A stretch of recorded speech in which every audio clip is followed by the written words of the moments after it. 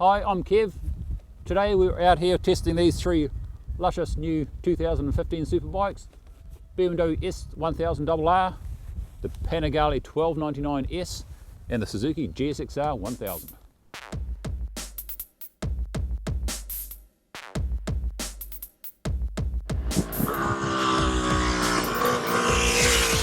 Okay, we'll start with the Ducati because, unless you're blind, it is the prettiest. Is this the prettiest Ducati ever built? In my humble opinion, by a long shot. It is also slightly out of the class. The other two you could put onto a track, tweak them, go racing. This is 100cc's oversized even for a twin. What they've done is take their 1199 Panigale and give it what they kind of took away from the 1198, which was this brutal mid-range. With the extra capacity, it hasn't been a huge spike in horsepower. This thing does put out 205 brake horsepower, which is pretty impressive. But what it does is gives you back that almost manic mid-range hit that people like me really enjoyed. Now, if you wanted a list of features, this would turn into like a mini-series on TV. The electronic suite on this has traction control, 8 levels, wheelie control, launch control, electronic suspension. You can change the damping, the rebound, the compression, ad infinitum, front separate to back. You've got different riding modes. You've got cornering, race, ABS. It's just fantastic. Now, if your memories of the sports bike Ducatis were very serious looking people when they got off at the gas station because they were diabolically uncomfortable, this is a new generation. The Panigale, out of the three bikes here, is the roomiest in the cockpit, widest bars, the least weight on your wrists. They've got the luxury of only having one seat, so I mean, there's nothing at all there for a pillion, no foot pegs. It's by your own. But it does have all those really high-tech things. This thing, the engine braking, if you put it into race mode, it decreases the engine braking so that you don't try and lock up the back, even though it's got a slipper clutch. Again, totally adjustable, so you can set it up how you like it. It's a bit grumbly around town, sounds awesome, but realistically once you hit the open road it really comes into its own. And as far as comfort goes, it's a real eye-opener. It's got a taller screen than the 1199 Panigale as well, just to add a little bit more road going ability, and that was the whole point behind it, the 1299 versus 1199. If you want a race one, you've got to buy the 1199R, which is $12,000 more again, but it has absolutely all the exotic that. And then when you're trying to haul that 205 horsepower down again, you run into one of my favourite features of the Ducati Panigale 1299 S. That's the brakes. 330mm rotors with those awesome Brembo stoppers. It's fantastic. You've got great feel, but they're just so grunty, and it's like you're feeling your way around the disc. You can stop it whenever you want. Fantastic.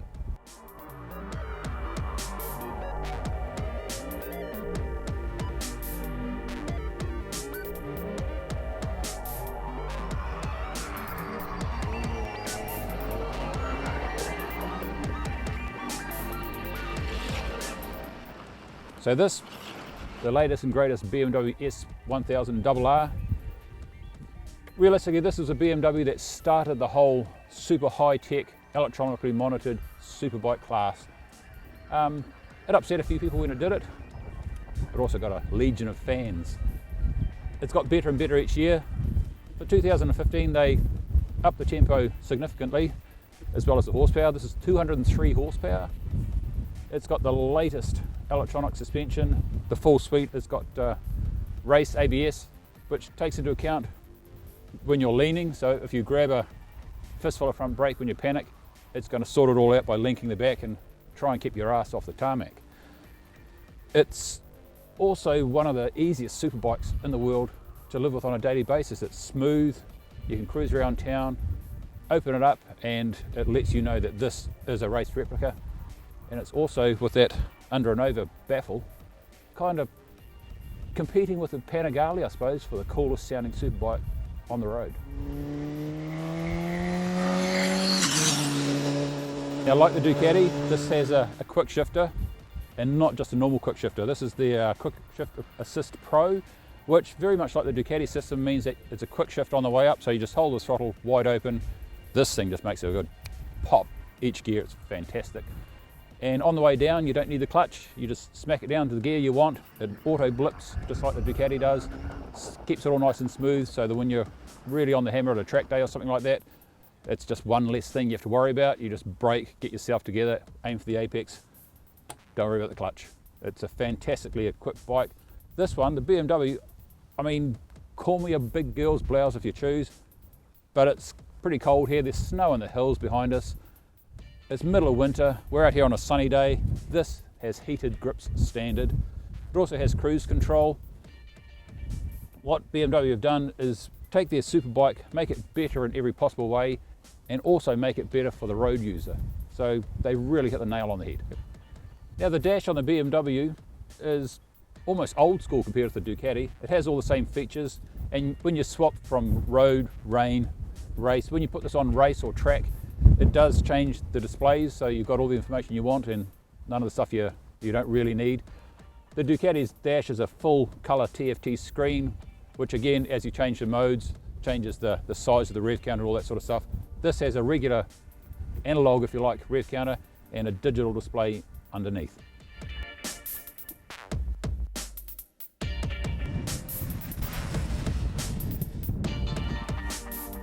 So we come to the Suzuki GSX-R1000. It's a perennial favourite. It also just happens to be the reigning New Zealand Superbike champion for the 10th time in a row. What it is I suppose you'd call it a purist superbike. It doesn't have traction control. This model does have ABS. It's kind of an upgrade, but it's also part of the homologation for Europe, as ABS is going to become compulsory very shortly.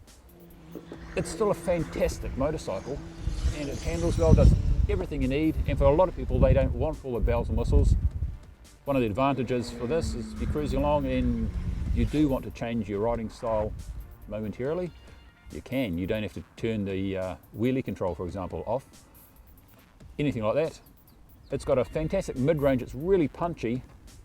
In this current company, it's just probably about 30-35 horsepower shy of where the others are, but realistically at $21,995 you're not going to expect it to have all the bells and whistles, and there's very few people that are going to outrun one of these anyway.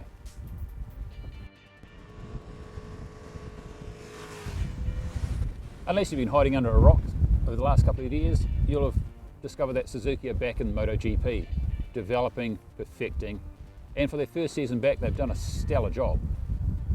What that does also suggest is that in the next year, maybe two, there'll be a whole brand new ground up GSX-R1000, which will be an awesome thing. In the meantime, it's a fantastic value for money. It does everything superbly well because it's at the end of its development cycle rather than some bikes that are at the beginning and they get better and better until they plateau.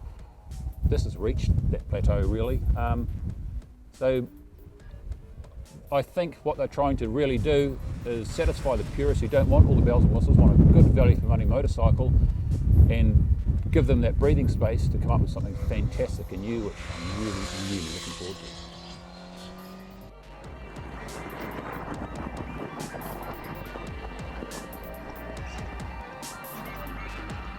So, to answer a couple of questions for you, which is going to be fastest around a track, that's a really, really easy call.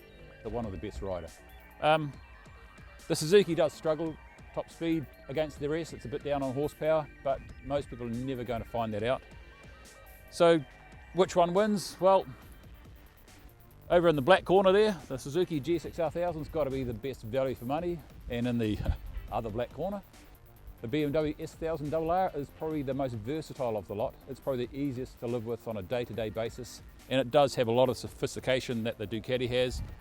The Suzuki's a bit lacking in. The Ducati does make you feel good. Every time you open the garage door, you're going to smile.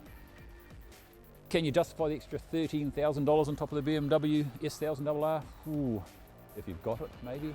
It's only got one seat too. On the road, the Suzuki's nice, it's planted, does everything well, it's well refined. It just lacks a little bit of the wow factor that the other two have. The Ducati, it's a brute. That wheelie control comes in handy. It's just got so much mid-range that it's ridiculous, and it still hammers up top. For a V-twin, it's still surprisingly revvy. The BMW probably comes out on top as a general road bike, sports bike, do everything well, heated grips. You could ride it to the dairy and get the milk. You could ride it the length of the country. You could ride it to your track day. It probably is the most versatile. So do you get exactly what you pay for? Kind of.